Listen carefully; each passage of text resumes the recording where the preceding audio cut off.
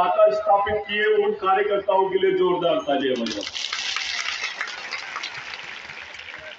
और इतनी बड़ी संख्या में हमारी मां बहनें हैं, युवा है और समाज के कुछ नेता भी यहां पर मौजूद है।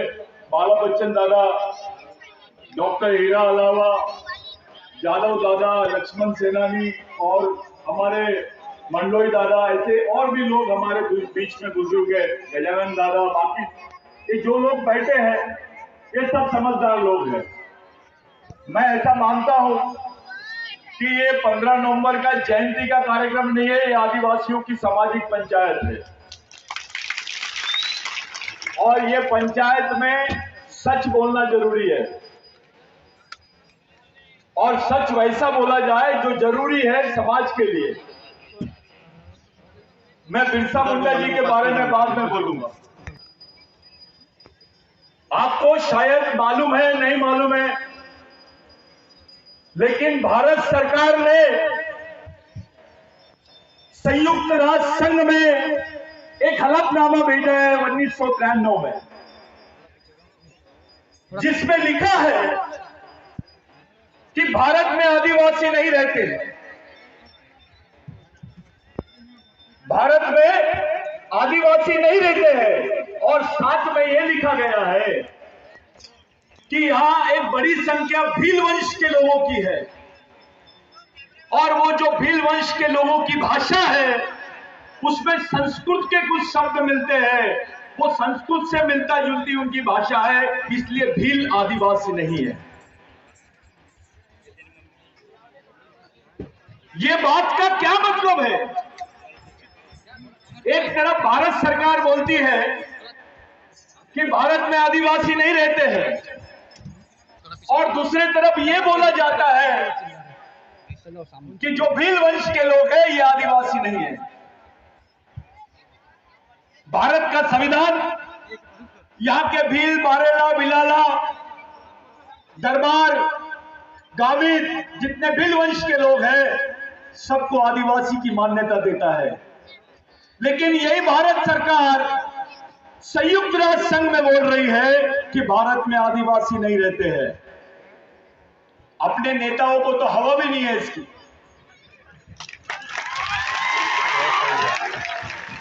ये कौम ही नहीं रहेगी तो तुम क्या कर लोगे?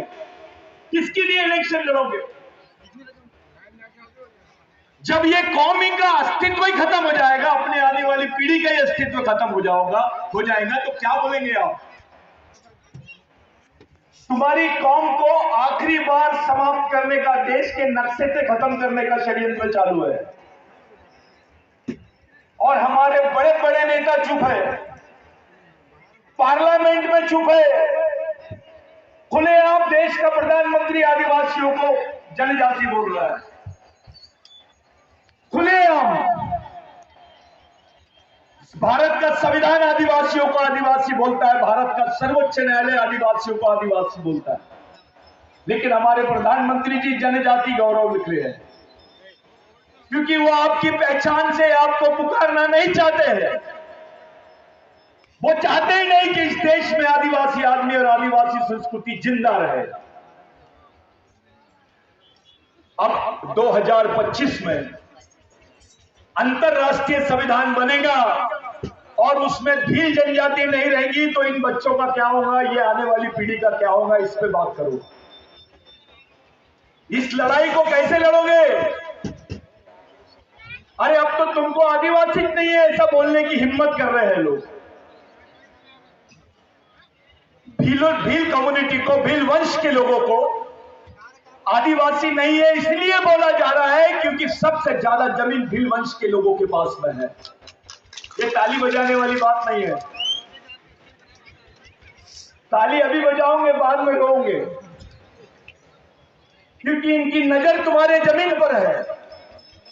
जब तक के तुम आदिवासी हो तुम्हारी मां बहनें सुरक्षित है, तुम्हारा आरक्षण सुरक्षित है, तुम्हारे पद प्रतिष्ठा सुरक्षित है, तुम्हारी नौकरी सुरक्षित है, तुम्हारे बदन पे कपड़े हैं, पेट में रोटी है, पास में जमीन है। जिस दिन आप आदिवासी पहचान से खत्म हो जाओगे आपको यह भी नसीब नहीं होगा। क्या कर रहे हैं पाइली के 50 संगठन बना लिए। अबे समझेगा नहीं तो लड़ेगा कैसे? उसको नाचना तो सिखा दिए, लड़ना कब सिखाएंगे? उसके दिमाग में यहां पे चल रहे षड्यंत्र के बारे में कैसे बताओगे तुम? जितनी पब्लिक यहां पर बैठी है ना, इतने तो लोग आरएसएस में आदिवासियों के काम कर रहे हैं, समाज आदिवासियों का, लेकिन उसके दिमाग में सोच आरएसएस की। बच्चा आदिवासी का, लेकिन उसके दिमाग में सोच किसी महाजन की, किसी पंडित की, किसी देशपांडे की, किसी शर्मा की। अबे बच्चा तुमने पैदा किए, उसके दिमाग में सोच भी तुम्हारी होनी चाहिए। तुम क्या कर रहे हो? तुम्हारे पास तो सोच का कारखाना ही नहीं है। क्या सोच डालोगे तुम? बिरसा मुंडा भगवान था, 2 अगरबत्ती लगा दे। टंट्या भील भगवान था, 2 अगरबत्ती लगा दे। ये जो गाथा आपने स्थापित की है, इन दोनों का क्या संबंध था मैं बताना चाहता हूं। मैं आपका ज्यादा टाइम नहीं लूंगा। बिरसा मुंडा की उम्र 14 साल थी जब महामानव महाविद्रोही भगवान टंट्या भील को गिरफ्तार किया गया था। एक ब्रिटिश रिपोर्टर है जिसका नाम है जॉन कैनी।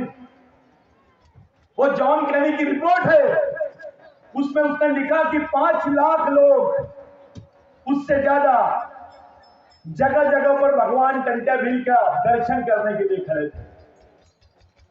वो दूसरी बात लिखा कि इतनी भीड़ और इतने लोग तो किसी भगवान को भी देखने नहीं आते। और तीसरी बार उसने लिखा कि ये कोई क्रिमिनल ड्राइव नहीं दिखता है, ये तो आदिवासियों का भगवान दिखाई देता है। ये अंग्रेज बोलता है, और यहां के प्रस्तावित लोग आदिवासियों को बोलते हैं चोर है, डकैत है। और इनके साथ साथ हमारे भी कुछ अधिकारी कर्मचारी देश आए ने, उनको ज्यादा अकल आ गई है। वो भी बिरसा टंट्या मामा को वो लोग भी बोलते रहे वो तो डकैत था, जैसे तेरे बाप ने इतिहास लिखा है। अबे तेरा भगवान है वो। तेरे पास 2 एकड़, 3 एकड़, 4 एकड़, 5 एकड़, जितने भील वंश के लोगों के पास जमीन है, केवल टंट्या मामा की वजह से, टंट्या भील की वजह से। लाखों हेक्टेयर जमीनें आदिवासियों को मिली। ये टंट्या मामा की देन है। जब उनको गिरफ्तार किया गया तो ब्रिटिश टाइम अखबार में एक आर्टिकल आया, a living God of Adivasi, robin hood has grabbed. एक जीवंत भगवान, जीवित भगवान आदिवासियों का रॉबिन हुड टंट्या भील को पकड़ लिया गया है। ये पेपर कटिंग बिरसा मुंडा ने कलेक्टर ऑफिस में पढ़ी। ये जॉन हैंड्राउट ने लिखा है, मैं नहीं बोल रहा हूं। नहीं तो बहुत कमेंट्स होते हैं, सतीश भाऊ ने ऐसा बोल दिया, वैसा बोल दिया। मैं जो बोल रहा हूं वो सच बोल रहा हूं। तो जॉन हैंड्राउट ने लिखा है कि बिरसा मुंडा ने पढ़ा, 14 साल की उम्र में पढ़ा, और बोला कि जो अधूरा काम भगवान टंट्या भील ने करके छोड़ा है हमारे लिए, मैं उसको पूरा करके ही मरूंगा। वहां उदाहरण देने लग गया वो कि आदिवासी आदमी रॉबिन हुड भी हो सकता है, भगवान भी हो सकता है। और टंट्या भील ने जिस आंदोलन को बीच में छोड़ के गए थे, उसी आंदोलन को बिरसा मुंडा ने आगे बढ़ाया। वही आंदोलन था जिसमें 1 लाख लोग मारे गए, मध्य प्रदेश से लेकर तो झारखंड तक। दूसरे विश्व युद्ध में भी इतने लोग मारे नहीं गए जितने आदिवासियों को मारा गया। उसी आंदोलन की वजह से तुम्हारे बीच में एक कानून आया जो ब्रिटेन में बनाया गया। सरकार घबरा गई थी, यहां के जमींदार घबरा गए थे, यहां के उच्च वर्णीय लोग घबरा गए थे। इतने लोग लाखों की संख्या में इस आंदोलन को नेतृत्व दे रहे थे, और वो कानून बना जिसका नाम है लैंड एक्विजिशन एक्ट, जिसको 1858 का कानून बोलते हैं। जिस कानून में लिखा हुआ था कि आदिवासी की जमीन गैर आदिवासी आदमी नहीं ले सकता है, और गैर आदिवासी तो क्या सरकार भी नहीं ले सकती है। अगर ये कानून नहीं रहता तो तुम्हारे पास 2 एकड़ 5 एकड़ जमीन नहीं होती। अभी तक तो लूट डालते थे साहूकार की। ये टंटा मामा की देन है, ये बिरसा मुंडा की देन है। भाइयों, इनके आंदोलन की वजह से पेशवाओं ने तो भील कम्युनिटी को, महादेव कोड़ियों को, गोंड को, कोरकुओं को क्रिमिनल ट्राइब बोला। गुनहगारी जमात। पैदा ही हुआ आदमी तो उसका बच्चा गुनहगार हो जाता था। एक भील आदमी को जब शहर में देखा जाता था और उसको मार भी दिए तो दूसरे आदमी पे एक्शन नहीं होती थी, एफआईआर नहीं होता था, क्योंकि वो क्रिमिनल ट्राइब था। आज भी टंटा मामा का नाम क्रिमिनल ट्राइबल लिस्ट में है, भारत के शहीदों की लिस्ट में नहीं है। ये सच्चाई है। ऐसा कानून किसी कौम के खिलाफ में नहीं बना जो आदिवासियों के खिलाफ में बना है, और यही तैयारी चालू है। अब तो ये साफ भाषा में बोलते हैं कि भारत में आदिवासी नहीं है और भील वंश के लोग तो आदिवासी नहीं है। 75 साल हो गए भारतीय संविधान को बनके। 75 साल में हमारा समाज केवल 2% विकसित हुआ है। 98% आदिवासी समाज आज भी गरीबी रेखा के नीचे जी रहा है। 78 साल के बाद, राष्ट्रीय संविधान के बाद अब अंतरराष्ट्रीय संविधान बनने जा रहा है।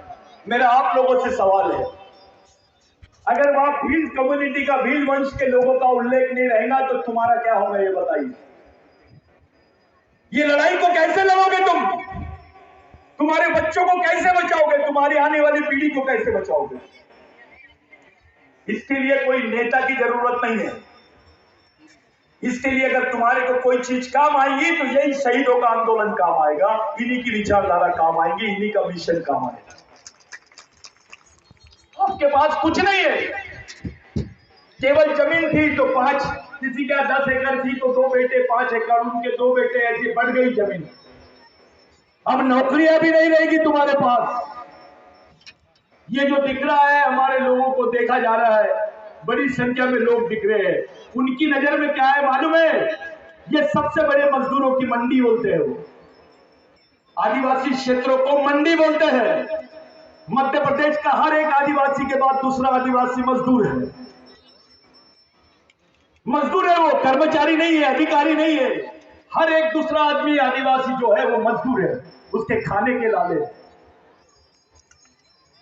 गवर्नमेंट का रेशे से 8 रुपए 80 पैसे एक आदिवासी आदमी रोज कमा रहा है। अबे 8 रुपए 80 पैसे कमाने वाला आदमी जिंदा कैसे रहेगा, इस पर बात करो। हमारा नेता पार्टी की बात करता है, संगठन की बात करता है, अबे समाज की कब करोगे तुम? इतनी बड़ी तकलीफ आ गई है हमारे सामने।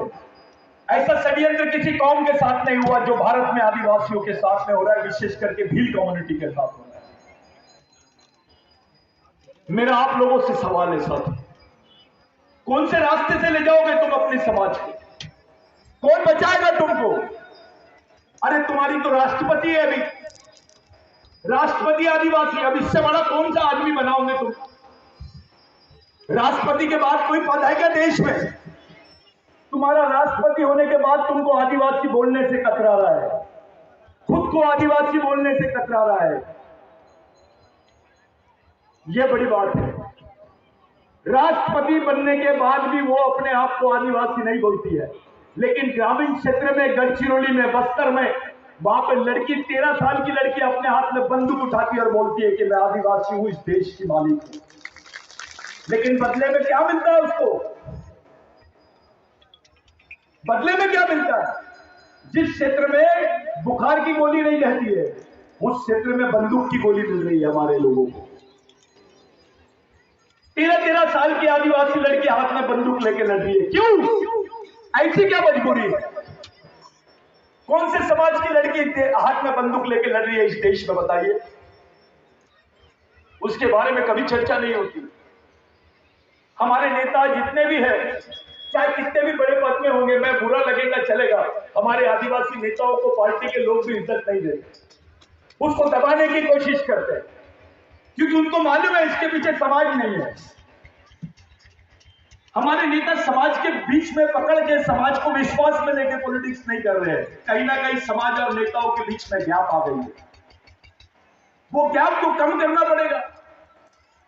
तुमको खत्म करने के लिए इस देश में आरएसएस जैसा मिशन खड़े कर दिए। तुमको खुलेआम वनवासी बोलते हैं, तुमको आदिवासी नहीं बोलते हैं, इस देश का मालिक नहीं बोलते हैं। टंट्या भील अपने एक एक आदमी को मालिक बोलता था। घबराते थे टंट्या भील के आंदोलन से लोग। टंट्या भील का नाम लेते थे तो कपते थे लोग। ये हालत थी। आज तो तुमको खुलेआम वनवासी बोल रहे हैं और अपने ईमानदार लोग काम भी कर रहे हैं। कहाँ काम कर रहे हैं? तो वनवासी आश्रम में काम कर रहा हो। कहाँ कर रहे हैं? तो फलाना। अरे तेरा स्वाभिमान कब जागेगा? अपना ही भाई दुश्मन की सेना का सेनापति बन के तुम्हारे सामने खड़ा है, लड़ोगे किसके साथ? आज बहुत विपरीत परिस्थिति है। ये जो भीड़ जमी है, आपको घर जाके सोचना पड़ेगा कि जिस दिन आपकी आदिवासी पहचान खत्म हो जाएगी, जिस दिन भीलों को आदिवासी की लिस्ट से बाहर कर दिया जाएगा, भील वंश के लोगों को, आप खाना क्या खाओगे, रहोगे कैसे, तुमको क्या मिलेगा? इतना बड़ा षड्यंत्र हमारे समाज के साथ में हो रहा है तो भी चुप है, हम खामोश है। बस समाज सबसे बड़ी चीज है। हमारे यहां समाज का स्थान भगवान से बड़ा है। समाज एक करके आप ऑफिसर हो, समाज एक करके आप मंत्री हो, समाज एक करके आप डॉक्टर हो, इंजीनियर हो। समाज ही नहीं रहेगा तो आप कैसे करोगे भाई? भगवान बिरसा मुंडा के लिए आज बहुत बड़ा दिन है कि 147 साल के बाद में टंट्या भील के एरिया में बिरसा मुंडा की स्थापना हो रही है। इससे बड़ी बात कोई हो नहीं सकती। ये बहुत बड़ा दिन है, बहुत बड़ा दिन है, लेकिन कोई नहीं डर रहा। एक तरफ सुप्रीम कोर्ट बोलती है कि scheduled tribes are adivasi, they are the aboriginal people of India, वो भारत के मूल मालिक है, वो इस देश के आदिवासी है। सुप्रीम कोर्ट बोलता है, दूसरी तरफ प्रधानमंत्री बोलता है जनजाति है। अरे आप हमको पुकार क्यों नहीं रहे भाई? इन दोनों से क्या मैसेज जा रहा है कि सुप्रीम कोर्ट बोल रहा है आदिवासियों को, अनुसूचित जनजाति के लोगों को आदिवासी, और प्रधानमंत्री जी बोल रहे हैं जनजाति। यानी संविधान का क्या स्थान है यार? सुप्रीम कोर्ट का क्या स्थान है यार? और किसको बोल रहे हैं? उसके बदन पे कपड़े नहीं है, वो खामोश समाज है।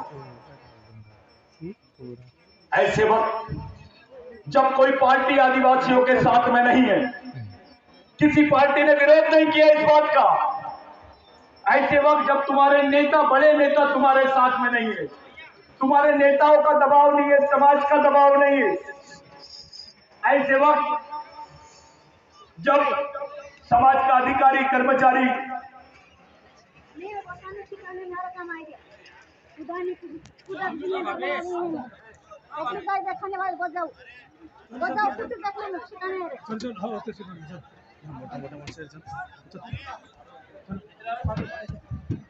को आए दिन एक दिमाग में डाला जा रहा है, आदिवासी हिंदू है, आदिवासी क्रिश्चियन है, आदिवासी मुस्लिम है। नहीं, आदिवासी आदिवासी, उसकी अपनी एक अलग पहचान है, उसके अपने एक अलग अधिकार है। जब भगवान इस देश में पैदा नहीं हुआ था तब से आदिवासी रहता है इस देश में। यह सच्चाई है। आपको अभिमान के साथ बोलना है।